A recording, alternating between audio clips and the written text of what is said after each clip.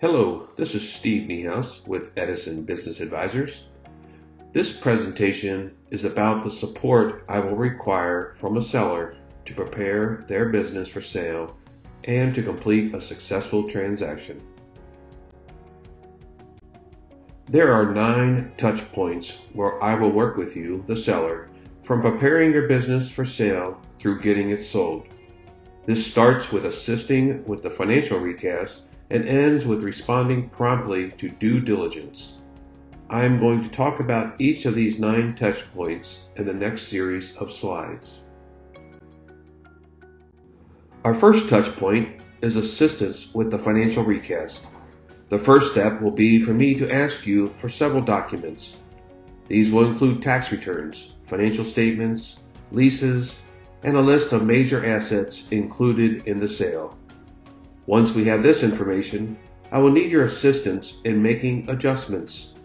We will look to highlight expenses such as owner's compensation and the owner benefits or perks expense through the business, such as health insurance, automobiles, or family cell phones.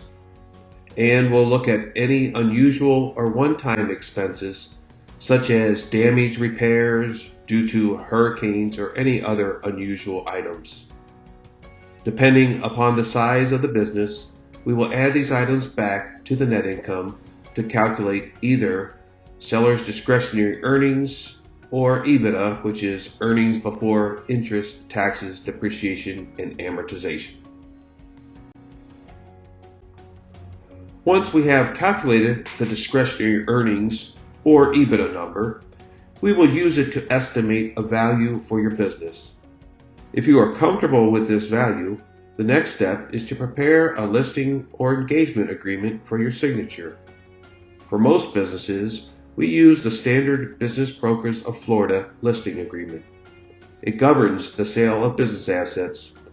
It has been relatively unchanged for over 30 years, and it is similar to agreements used by business brokers across the United States.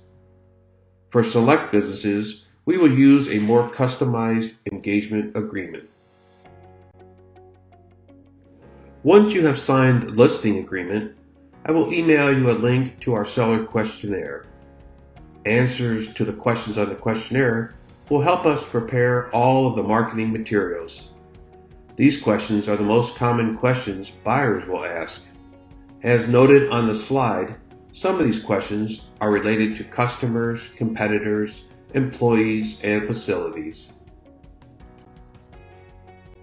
Continuing on the questionnaire, additional questions will relate to products, services, seasonality, vendor relationships, and technology. By thoroughly answering these questions in advance, we will avoid wasting time with buyers who are not a fit or answering the same questions over and over again each time we meet with a buyer.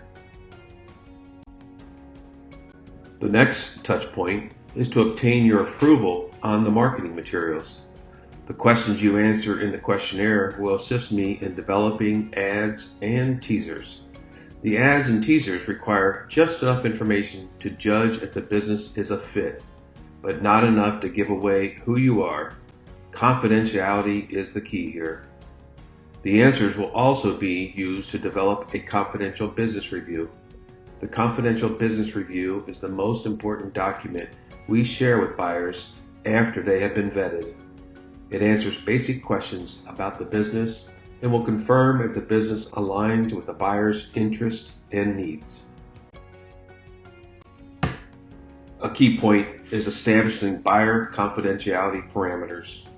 All buyers will be required to sign a non-disclosure agreement, verify their financial viability, and provide information on their background and experience. If they pass inspection prior to sharing the name of the business or other confidential information, some sellers may want to approve buyers on select criteria, such as geography or industry, to ensure employees, competitors, customers, or suppliers do not learn of the potential sale. Buyers who fail to pass the vetting process are not providing information on your business, but are encouraged to look at businesses that meet their criteria. A very important consideration for the business owner is to run the business as you always have. Do not make any changes that would negatively impact revenue, cost, or operations. A buyer is expecting continuity in revenues and profitability after the sale. If you have any questions about changes to the way you operate your business, or if you have major decisions to be made, please consult with me first. Our next touch point is seller availability for meetings. Buyers will want to meet with you, the seller, early on in the process. It may be a simple phone call or a video call, or it may be an on-site visit. Understand that there may be multiple visits prior to an offer.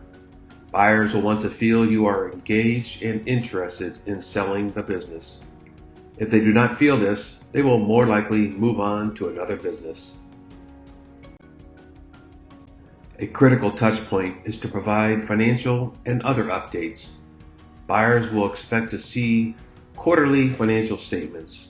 Also, if there are any major changes made during the time of the listing agreement, such as operational changes, new products or services, loss of a key employee or major customers or contracts, letting me know allows me to share this information with the buyers. It's important to keep the buyer engaged and informed with any changes. If it's out of date, then our credibility will be lost and the buyer will likely move on to another business.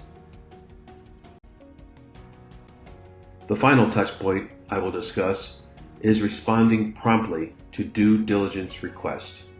Once you accept an offer, a buyer will request a lot of information.